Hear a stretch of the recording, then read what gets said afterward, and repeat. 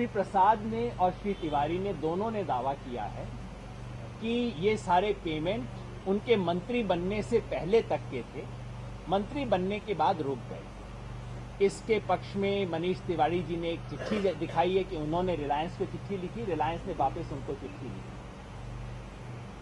आपको ध्यान होगा, आप में से कई लोगों ने कल पूछा भी था कि क्या आप दावा कर रहे हो कि मंत्री होते हुए उन्होंने पैसा लिया, और हमने कल स्पष्ट किया था कि नहीं, हम ऐसा कोई दावा नहीं कर रहे हैं। हम सिर्फ ये कह रहे हैं कि उन्होंने जो कॉन्ट्रैक्ट इनिशियली किया था वो उस पीरियड से ओवरलैप करता है जब वो मंत्री बने। एक्चुअल पेमेंट हुआ कि नहीं हुआ ये उन्हें बताना चाहिए। उन्होंने स्पष्ट किया है कि पेमेंट नहीं हुआ। हम केवल उनसे अर्ज करेंगे कि ये जो उनका दस्तावेज था जिसमें उन्होंने रिलायंस से चिट्ठी लिखी थी कि मैं आपसे पेमेंट बंद करता हूं, और रिलायंस ने कंफर्म किया है कि हम भी बंद कर रहे हैं, क्या इस चिट्ठी को उन्होंने किसी भी सरकारी फाइल के अंदर लगाया था? बहुत महत्वपूर्ण दस्तावेज, और हमें पूरा विश्वास है कि ये उन्होंने कल शाम को नहीं बनाया है। ये 2012 में ही दिया गया होगा। लेकिन अगर ऐसा कोई दस्तावेज है तो इसको सरकारी फाइल में रखा जाए। क्या सरकारी फाइल में थे ये डॉक्यूमेंट? यानी कि इनकी कॉपी मिल सकती है। इनके लिए मिनिस्टर्स को अपने इंटरेस्ट फाइल करने होते हैं। मिनिस्टर बनते वक्त अपने किसी भी इंटरेस्ट को डिक्लेयर करना होगा। तो क्या उन्होंने इन चीजों को उस वक्त डिक्लेयर किया था? नहीं तो एक खामखा एक संदेह बन जाएगा ना कि आपने कल शाम को बैठ के चिट्ठियां मैन्युफैक्चर की हैं। हम चाहते हैं कि ये संदेह खत्म हो जाए। हमें कोई संदेह नहीं है उनपे, पर हम चाहते हैं फिर भी ये शक खत्म हो जाए लोगों के मन से, ताकि पता लग जाए चिट्ठियां पहले से फाइल है। रविशंकर प्रसाद जी ने ऐसी कोई चिट्ठी नहीं दी है, ऐसा कोई डॉक्यूमेंट्री प्रूफ नहीं दिया। अभी तक उन्होंने कोई भी डॉक्यूमेंट्री प्रूफ नहीं दिया है।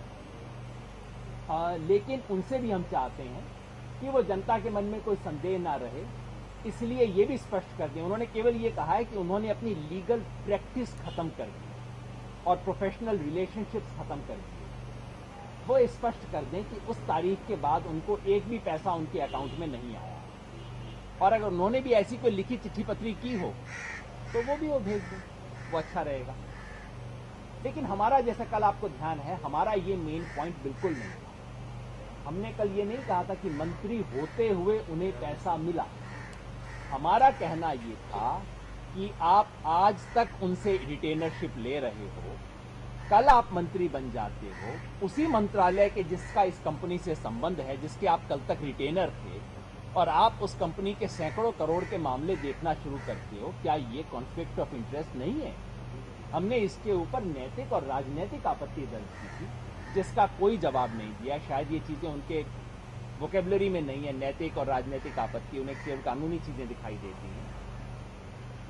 हमने जो कल लीगल मामला उठाया था उसका कोई जवाब नहीं मिला। हमने लीगल मामला जो उठाया था वो ये था कि श्री रविशंकर प्रसाद और श्री मनीष तिवारी दोनों जॉइंट पार्लियामेंट्री कमेटी के सदस्य थे। दोनों उस वक्त एमपी थे।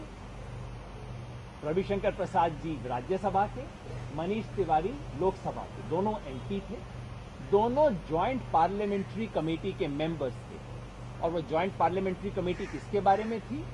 टेलीकॉम के बारे में थी, केवल 2G स्कैम के बारे में नहीं थी। उस पार्लियामेंट्री कमेटी का स्कोप ये था कि सन 2001 से लेके 2011 तक जितने भी डील हुए, 2001 से था ना, 98 से, 1998 से लेके 2011 तक जितने भी टेलीकॉम के डील हुए उन सबको एग्जामिन करना उस कमेटी का स्कोप था। यानी कि पूरा टेलीकॉम सेक्टर उस कमेटी के तहत आता था। उस कमेटी के ये दोनों सदस्य थे। पार्लियामेंट के न्यूनतम नियमों में से ये है कि जब आप किसी भी कमेटी के सदस्य होते हैं और उस कमेटी के रिलेटेड किसी पैसे का लेन देन आपका है तो आपको उसे डिक्लेयर करना पड़ता है। आपको ध्यान होगा कि अभिषेक मनु सिंघवी को इस कमेटी को छोड़ना पड़ा था इसी ग्राउंड पे, क्योंकि वो आइडिया कंपनी के साथ उनका लीगल रिलेशनशिप था। अभिषेक मनु सिंघवी ने इसको छोड़ा था। यही जिम्मेवारी इन दोनों लोगों की बनती थी, मनीष तिवारी जी की और रविशंकर प्रसाद जी की। उन्होंने ऐसा क्यों नहीं किया? मनीष तिवारी जी ने चिट्ठी रिलीज की है ये कहते हुए कि मैंने तो कर दिया था।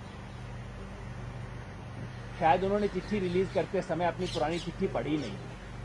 वो चिट्ठी रिलीज करके तो पूरी तरह फंस गए, क्योंकि उस चिट्ठी में उन्होंने ये लिखा है कि चाको साहब, सन 2001 से 2005 तक कुछ टेलीकॉम कंपनियों का मेरा लीगल रिलेशनशिप था, लेकिन सितंबर 2005 के बाद से किसी टेलीकॉम कंपनी या टेलीकॉम सेक्टर से जुड़ी हुई किसी एंटिटी से मेरा कोई रिलेशनशिप नहीं है। ये उनकी चिट्ठी में लिखा हुआ है, और ये तब जबकि वो रिलायंस के सीधा उसमें थे, पेमेंट में थे, उसके रिटेनर थे। अब कोई कह सकता है कि रिलायंस इंडस्ट्रियल RIL सीधे टेलीकॉम सेक्टर में नहीं थी, लेकिन ये बात सही नहीं है। 2011 तक दो चीजें हो चुकी थी। सन 2010 में 4G ऑक्शन हो चुका था, जिसके बाद RIL ने उसको पूरा एक्वायर कर लिया था। सो सन 2011 जून तक ऑलरेडी रिलायंस 2010 जून तक रिलायंस इंडस्ट्रीज लिमिटेड यानी कि मुकेश अंबानी वाली जो रिलायंस कंपनी है वो पूरी तरह टेलीकॉम सेक्टर में घुस चुकी थी। और ये चिट्ठी 2011 की जिसकी बात की जा रही है। और वैसे भी क्योंकि इसमें सन 1998 से 2011 तक की चीजें थी, तो दोनों का ब्रेकअप होने से पहले जो जॉइंट कंपनी थी रिलायंस, उसके मामले भी आने थे। तो ये तो कहना मनीष जी का बिल्कुल गलत है, और ये तो बहुत बड़ा है बात कि आप जॉइंट पार्लियामेंट्री कमेटी को चिट्ठी लिख के झूठ बोल रहे हैं कि मेरा कोई रिलेशनशिप 2005 के बाद नहीं रहा है, जबकि आपका रिलेशनशिप है, आपके अपने कागजों से स्पष्ट है कि है। रविशंकर प्रसाद जी इसके बारे में कुछ नहीं बोल रहे हैं, उन्होंने कोई अभी तक बताया नहीं है। लेकिन रविशंकर प्रसाद जी पे एक एडिशनल चीज बनती है, लोकसभा के सदस्यों पे वो नहीं है, राज्यसभा में एक विशेष बंदिश है। राज्यसभा के जो प्रोसीजर्स हैं उसका रूल नंबर 292 वो रूल कहता है कि अगर राज्यसभा के किसी भी सदस्य की कोई भी पिक्यूनरी इंटरेस्ट है, यानी कि लाभ का लेन देन का रिश्ता है, पैसे के लेन देन का रिश्ता है, ऐसे किसी भी मामले में जो राज्यसभा के सामने आता है या किसी कमेटी के सामने आता है, डायरेक्ट या इनडायरेक्ट रिश्ता है, तो उन्हें इसकी घोषणा एक रजिस्टर में लिखित रूप से करनी पड़ेगी।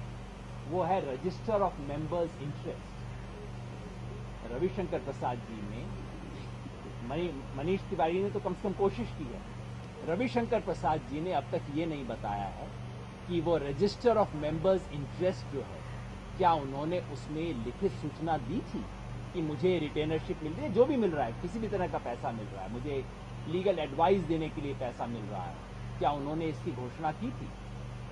ये प्रश्न है जो बहुत बड़ा प्रश्न है, क्योंकि अगर इस नियम की उल्लंघन होता है तो ये तो सीधे सीधे राज्यसभा में प्रिविलेज का मामला बनता है, ये तो संसद के प्रिविलेज का मामला बनता है हमारे मंत्री जी के खिलाफ। कल हमने एक और प्रश्न उठाया था जिसका हमें कोई जवाब नहीं मिला है।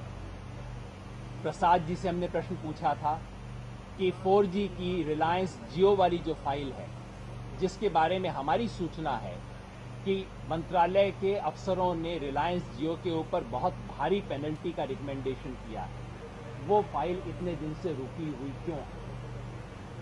कहीं इसका उस कंपनी से संबंध तो नहीं है जिससे आप रिटेनरशिप लिया करते थे मार्च तक इस महीने, जो आपको 7 लाख रुपए देता था, वो शायद अब उसको ब्याज से वसूल कर रहा होगा, कहीं ऐसी बात तो नहीं है? इसका कोई उन्होंने जवाब नहीं दिया है, केवल ये कहा है कि रिलायंस से संबंधित हर निर्णय बहुत निष्पक्ष तरीके से लिया जाएगा, लेकिन हमारी बात का जवाब नहीं है। हमने कल पूछा था कि ये सब होते हुए रविशंकर प्रसाद जी, आपको मंत्री पद पे बने रहने का नैतिक अधिकार है? इसका सीधे सीधे उत्तर तो वो नहीं देते हैं, लेकिन आप यदि उनका उत्तर पढ़ें तो आपको बड़े रोचक चीजें मिलती हैं। वो कहते हैं कि मैंने अपने जीवन में भ्रष्टाचार के विरुद्ध संघर्ष किया है, मैंने लालू जी के फॉडर स्कैम के बारे में उसका खुलासा किया था, मैंने 2G के बारे में उसके तथ्य सामने किए, उसमें स्ट्रांग डिसेंट का नोट दिया, और अगर आपको अब तक भरोसा नहीं हुआ मुझ पे, तो वो कहते हैं कि मैं राम जन्मभूमि केस के अंदर राम लला का लॉयर भी था। अब बताइए इसके बाद आप कन्विंस हुए कि नहीं कि उन्हें इस्तीफा देने की जरूरत नहीं? ये लिखित है उनका, मैं नहीं बना रहा हूं, ये लिखित जवाब दे रहे हैं चीजों का कि मैं राम लला का लॉयर था। अब इस देश को तय करना है कि जो राम लला के लॉयर थे उनसे भ्रष्टाचार का सवाल पूछा जा सकता है या नहीं? जो फॉर्डर स्कैम के बारे में लालू प्रसाद यादव पे उंगली उठाते थे और बिल्कुल सही काम करते थे, आज उनके बारे में उंगली उठ सकती है कि नहीं? ये बड़े प्रश्न हैं जिसका उन्हें जवाब देना है। जैसा मैंने कहा, कल तक हम प्रश्न पूछ रहे थे, आज हमें तथ्य पूरे पता लग गए हैं और आज हम ये मांग करते हैं कि इन दोनों सदस्यों पे संसद की गरिमा की हानि के लिए जो भी प्रक्रिया होती है वो चलनी चाहिए और श्री रविशंकर प्रसाद, जो कि आज भी मंत्री हैं, उनको अपने मंत्री पद से हटाया जाना चाहिए।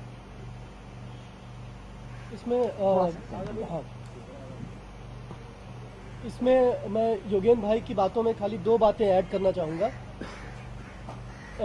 एक प्रश्न ये भी उठता है कि मनीष तिवारी और रविशंकर प्रसाद रिलायंस की कंपनियों के अलावा और ऐसी कौन सी कंपनियां हैं जो सरकार से पेट्रनेज नहीं लेती हैं, बिल्कुल साफ सुथरा बिजनेस करती हैं, चाहे वो इंफॉर्मेशन टेक्नोलॉजी का बिजनेस हो या कोई ऐसा बिजनेस हो जहां पे वो नेचुरल रिसोर्सेज ना लेती हो। क्योंकि रिलायंस की कंपनी को नेचुरल रिसोर्सेज ली हैं उन्होंने, उनके ऊपर आरोप है कि चाहे वो KG-D6 बेसिन हो या 4G हो, उन्हें बहुत कम दामों पर मिला है, जिससे एक्सचेकर का नुकसान हुआ है। तो रिलायंस को छोड़कर ऐसी कौन सी कंपनियां जिनके ऊपर भ्रष्टाचार के आरोप ना हो, जिनके ऊपर ये आरोप ना हो कि नेशनल एक्सचेकर को उन्होंने नुकसान पहुंचाया हो, जिनके ऊपर ये आरोप ना हो कि देश की संपदा उनको कौड़ियों के